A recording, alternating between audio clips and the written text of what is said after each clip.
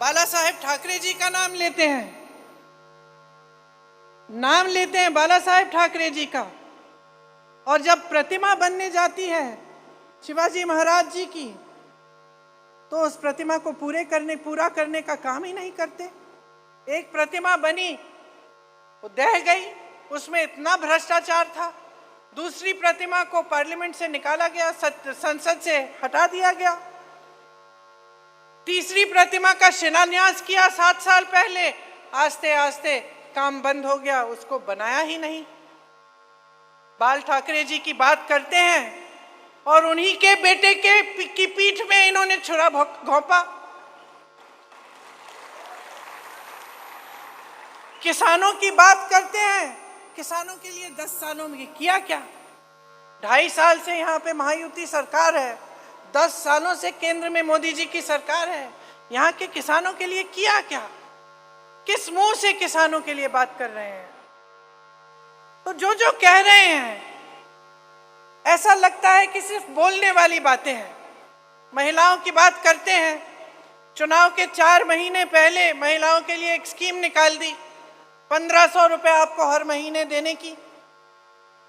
अभी तक क्या कर रहे थे? जब आपका समय आ रहा था त्योहार मनाने का, किसी के घर में किसी की शादी कराने का, तब महंगाई इतनी थी कि आप कुछ कर नहीं पा रहे, कुछ खरीद नहीं पा रहे, कुछ बना नहीं पा रहे हैं। आप दुकान जाती हैं, आधी चीजें छोड़ के वापस आ जाती हैं। कोई बीमार पड़ जाता है, घर में घबराहट हो जाती है कि हम इनका इलाज कैसे करेंगे। बच्चों की फीस देनी पड़ती है, आप लोन लेके फीस दे रहे हो। माँ बाप दिन रात काम कर रहे हैं बच्चों को पढ़ाने के लिए, लेकिन महंगाई का सामना हो ही नहीं पा रहा है। चाहे कितने भी लोग काम कर रहे हैं एक परिवार में, महंगाई इतनी बढ़ चुकी है कि सब झुक गए हैं उसके बोझ से।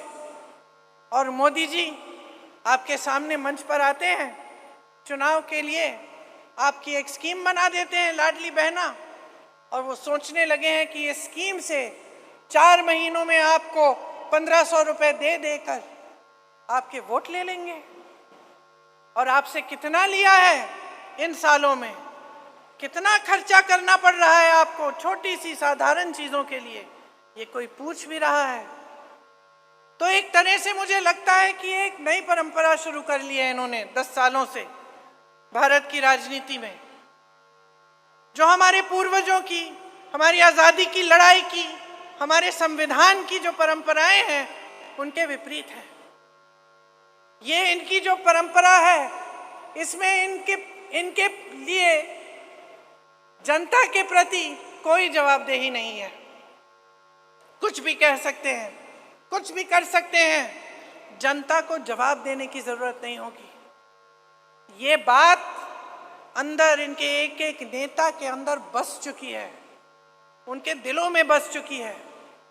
वो आज समझते हैं कि चुनाव आएगा, हम धर्म के आधार पर, जाति के आधार पर जनता को बांट देंगे, हमें वोट मिल जाएगा, हमें काम करने की जरूरत ही नहीं है। और उनके भाषणों से पता चलता है, उनके व्यवहार से पता चलता है। आज इनका एक एक नेता कभी आपके बीच नहीं आएगा।